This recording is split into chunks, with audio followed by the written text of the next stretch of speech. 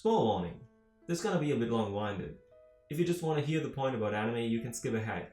I still recommend you to listen to the entire argument, of course. Thank you. You've all probably heard it before. Subjectivity is bad. That's just subjective. That's your opinion. And so on. Now, I wouldn't say that there is a general hostility towards subjectivity. However, there is a dismissive attitude towards it which sometimes doesn't feel justified. I would talk about something some of you might find crazy if you hear it without any extra explanation. But I think ultimately, subjective experience are all that matters. Wait, I'm not saying that we shouldn't strive for knowing objective facts, or learn about reality, or indulge in some kind of delusion. I simply mean that for us as individuals, as minds, what we experience is ultimately what matters to us. Let's first establish an important fact of life. We can never know objective reality. It simply is impossible. It is unfalsifiable. But we can at least make our best guess about it, using the most reliable techniques we have at our disposal. One of those is called empiricism. It's a form of epistemology which basically only states that knowledge can be gained through sensory experiences. And those experiences are weighted against evidence. Evidence can basically anything, but important is that it is reliable and useful. The easiest knowledge you can have about you is existing. René Descartes said, "I think, therefore I am." It is a simple fact about yourself. You, as a mind, are able to think. In order to think, you require a mind or some thinking device. Therefore, at least that mind or thinking device exists. Now, the next step is to say besides us something else might exist. And thanks to our senses we can learn about that other. Our senses can sometimes be wrong, but given statistics and falsifiability, we can at least make good predictions about reality. But ultimately, it stays a secret to us. All we have are our subjective experiences. Even if you use third-hand mechanisms to deduct objective reality, we still have to rely on our senses to read those mechanisms. Before I go too much off track, I will now explain why subjectivity is good enough and that it really matters. Imagine you see a cute animal. You see a specific part of that animal shaped as a heart. It doesn't matter what. Could be fur, could be a colored scale, choose what you like. In the end, you find it amusing that it has a piece of its body heart-shaped. This is an experience, a subjective interpretation of reality. Imagine now that this heart-shaped thing was nothing but an optical illusion. After a second look, you see it actually isn't heart-shaped, and you have been fooled. Now, is your experience of that heart-shaped thing on the animal therefore irrelevant? I wouldn't say so. But let me go further with my examples. Imagine you could go back in time. You live your life again from a point you like, just with the mind that you have now. Let's say you were once at a party and you were really drunk. It is a story you tell all your friends and so on. You like the story. You have the memory of it and it's fun and a cool story to tell. Since now you went back in time, you changed up things.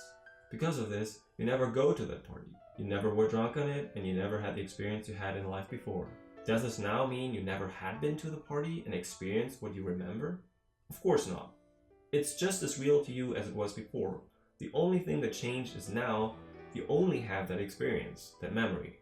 You can't ask your friends to back you up. They will think you're crazy or a liar. This shows the difference between subjective and objective experiences.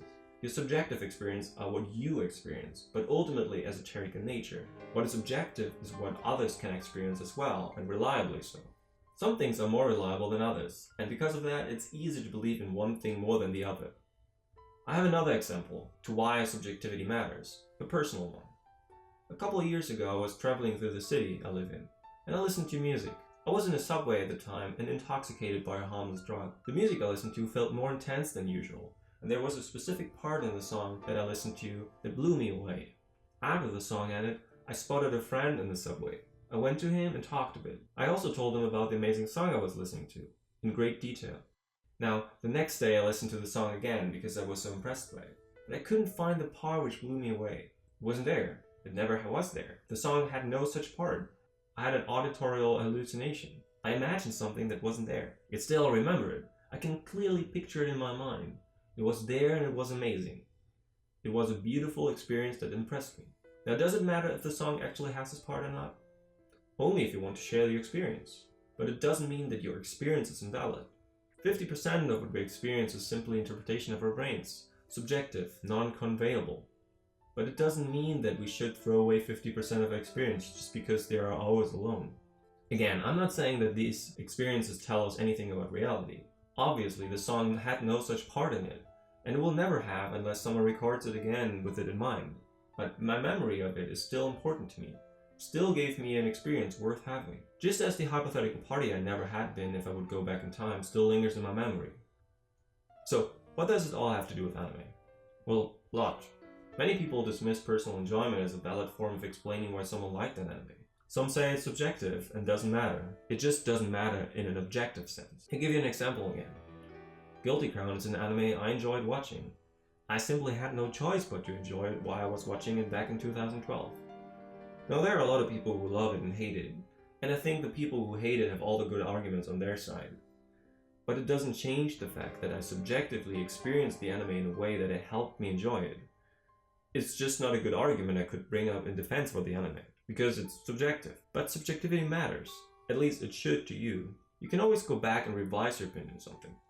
I liked the Power Rangers as a kid, and about 3 years ago I was watching it again with friends. And it was horrible. It was just bad in every way. But that doesn't remove the fact that the 5-year-old version of me back in the 90s loved it and had a great time. It just means that whatever my mind enjoyed is not there anymore. It also doesn't mean that it is a good show objectively speaking, but at least it shouldn't be robbed of its subjective value it had to me. So what's the point? The point is that you shouldn't dismiss your subjective experiences entirely. Critically look at them. See if they're reflecting reality well. But don't throw them away just because they are not compatible with reality. They're still subjectively true for you. You still had those experiences. They're as real to you as any other experience, even if it's just an illusion. But it's really, really important, however, that you don't misunderstand me. I really don't mean that we should simply ignore reality and live in our own fantasy world. No, reality, evidence, objectivity, all that matters. But subjective facts about our own experience matters as well. Even if they're wrong, they have value. If you dreamed about being Superman, that doesn't make you Superman. But you still had a wonderful time being Superman in your subjective experience. And the memory of it will be forever ingrained in your mind, until you become old and forget everything that was once important to you.